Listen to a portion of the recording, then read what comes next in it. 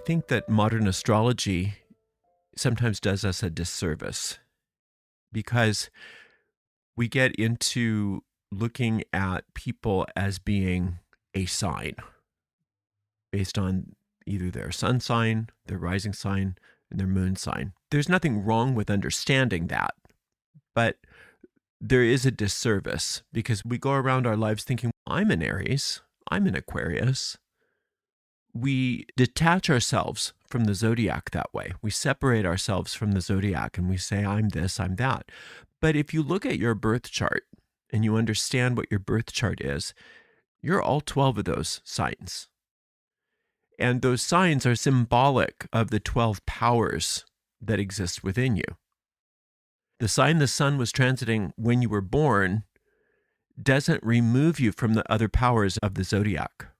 It doesn't detach you from your other signs. You're all those signs.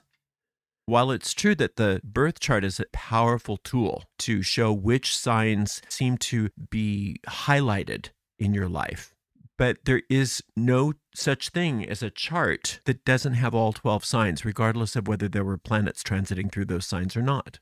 Each sign has its own motto, and you can tell which of your internal zodiacal signs you are evoking based on your own internal speech. Anytime you are working with the idea of I am this, I am that, I am happy, I'm hungry, I am angry, you're evoking Aries. And it's really important when we use the I am that we understand that Aries is a ram, and it's going to ram its way into getting you what you declare. So anytime you say, I am, you have to be careful to make sure that it's what you truly want and avoid getting into the habit of saying, I'm unhappy or I am scared, unless that's truly what you want. Understand that Aries is a sign of choice and independence. Regardless of your sun sign, rising sign, or moon sign, you are an Aries, just like the rest of us. We are all Aries. Every time we evoke the I am in our speech and in our attitudes.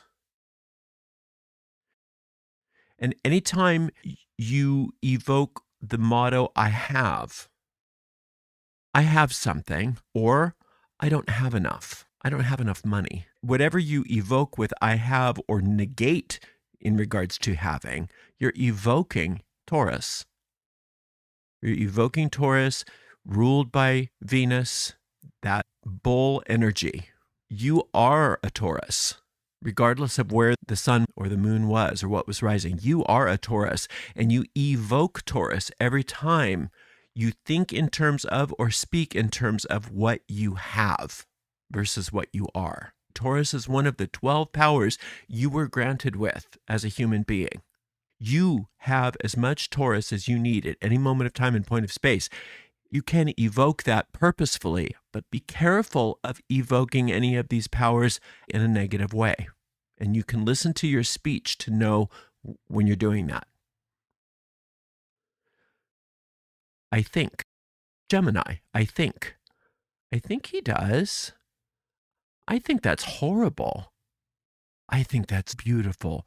Do you hear how you are evoking Gemini every time you use that term, I think? It's not just for people with the sun in Gemini. It's for everybody. Everybody's got that Gemini sign. Everybody is a Gemini. And you evoke Gemini either accidentally or purposefully every time you say, I think. I think so. When you evoke Gemini in a way that is negative for you, it's important to realize that you're using one of those 12 powers that you were gifted with in a way that is not serving you. I think. Remember, thought produces reality.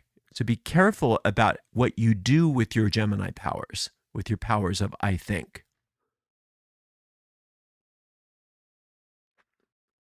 I feel. Cancer. I feel scared. I feel happy. I feel cold. That's all Cancer. I feel for you. You're evoking Cancer every time you say, I feel. So what are you evoking Cancer for? Remember, feeling is the secret of manifesting. So if you are evoking a feeling, that's a good thing if you want that thing. But if you don't want more of that thing, be careful of what you're evoking.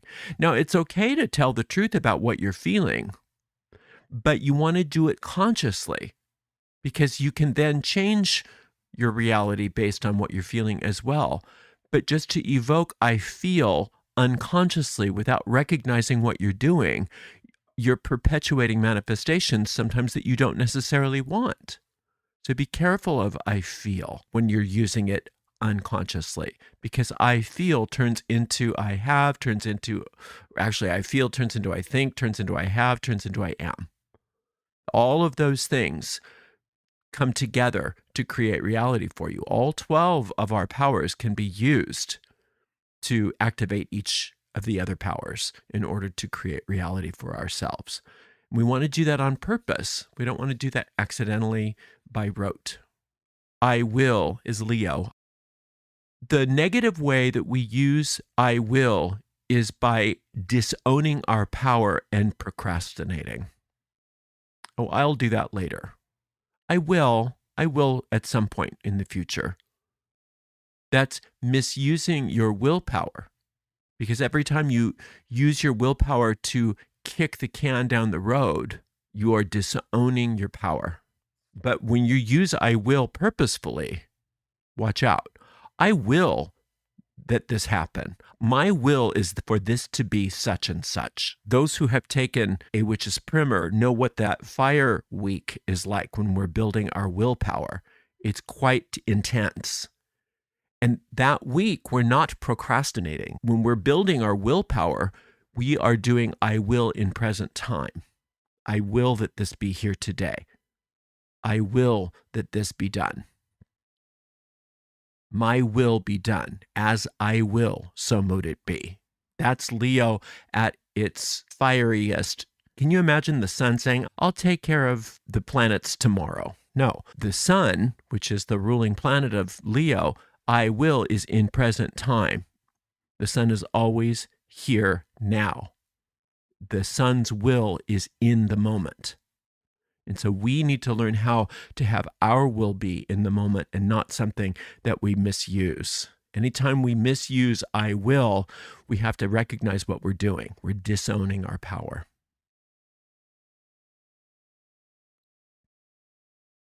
Virgo oftentimes is called I understand. Anytime you understand something or figure something out, you are calling forth your Virgo powers. It's the earthy version of Mercury. But how many times do you analyze something in a way to produce a result you've already determined you want? You're not analyzing something to see what it is. You're analyzing something so that you can cherry pick data to back up your own idea of what things are. That's misusing your Virgo powers. Anytime you research something just in order to prop up a belief system, that's misusing your Virgo powers. But anytime you really want to analyze something in order to see what it is and let the data determine the truth for you, that's using your Virgo powers in the highest way possible. We need to be open-minded enough to let the data direct us to what the truth is, to let the truth reveal itself without prejudice, without us prejudging what the outcome will be.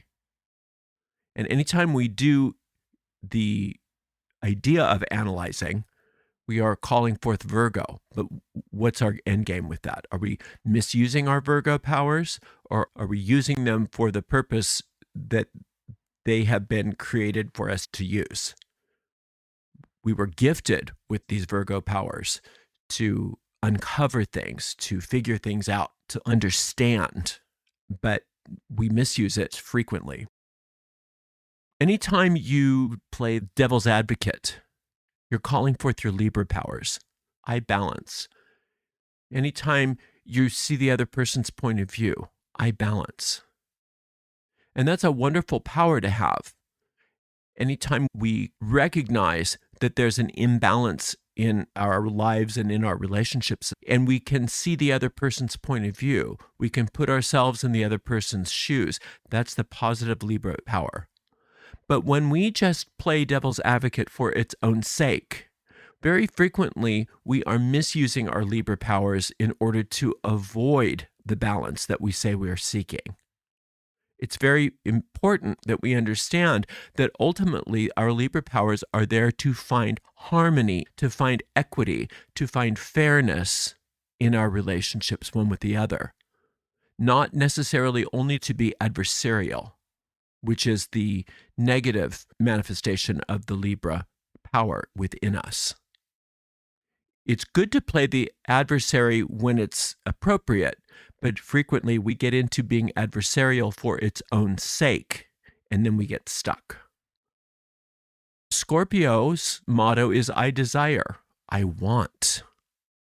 That's a sacred power. I desire is the catalyst for all magic, and that's one of the reasons why Scorpio is the sign of the occult and the sign of magic, one of the signs of magic anyway. Secret places, that's where our true desires come from the secret hidden depths. Now, when our desires are for our true will to be manifest in our lives, to find the highest path for which we were incarnated, that's a great thing. But when our desires are co-opted by the ego mind to desire things of the temporal world at the expense of the greater good, at the expense of the soul's good, that's when we are misusing our Scorpio powers. A lot of people are afraid of their desires. They think that their desires are unholy. That's one of the ways in which masses of people can be controlled, by convincing them that their desires are unholy. Therefore, we suppress our desires. We pretend our desires are something other than what they are. It's easier to control people who are trying to suppress their desires. So it's important that we recognize our desires, but then we have to also be in charge.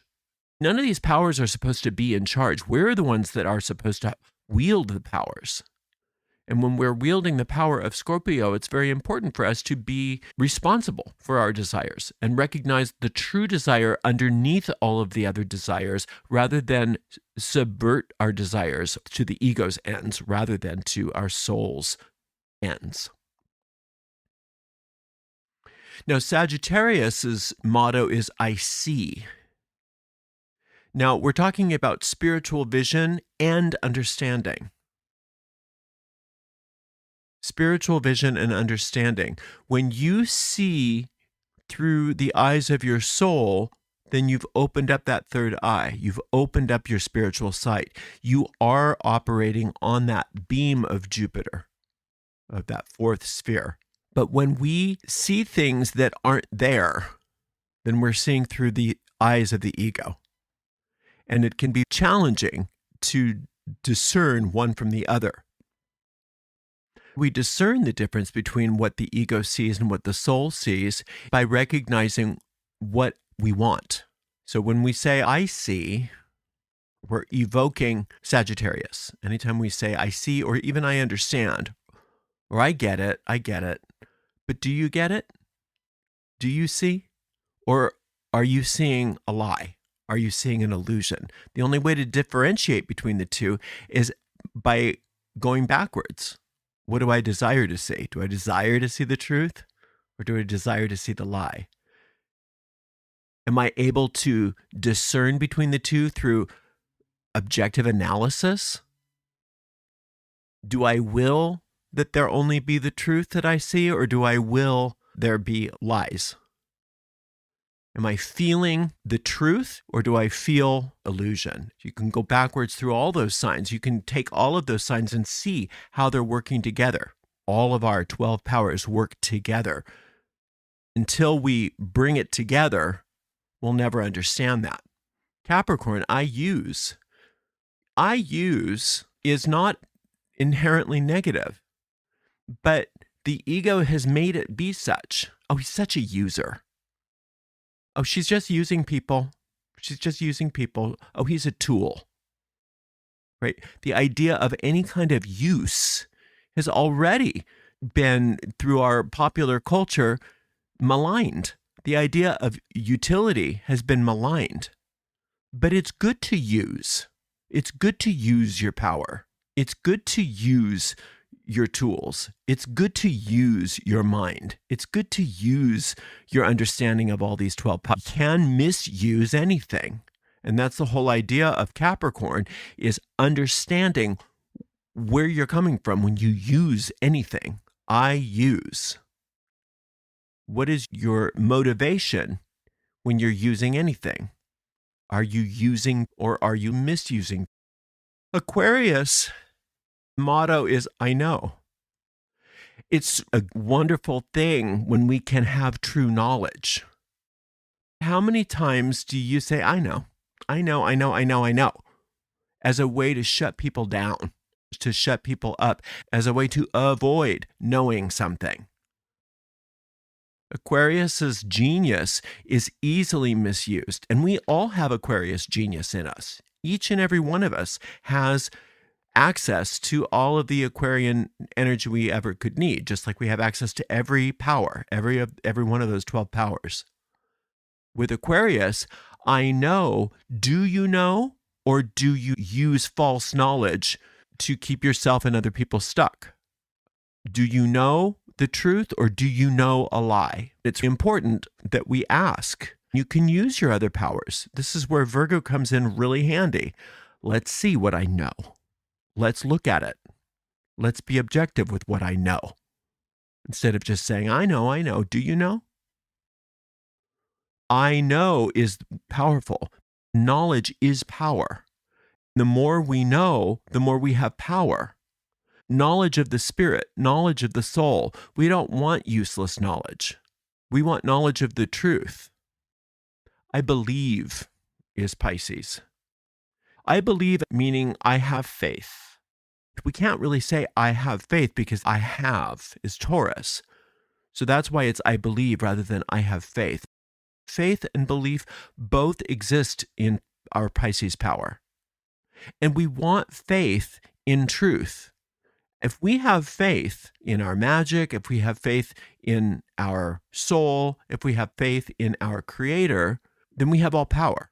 But if we allow our Pisces powers to be co-opted into blind faith, believing in something outside of ourselves, believing in a religion, believing in a book, believing in a political party or movement, believing in things, in people, in leaders, etc., then we have misused our faith.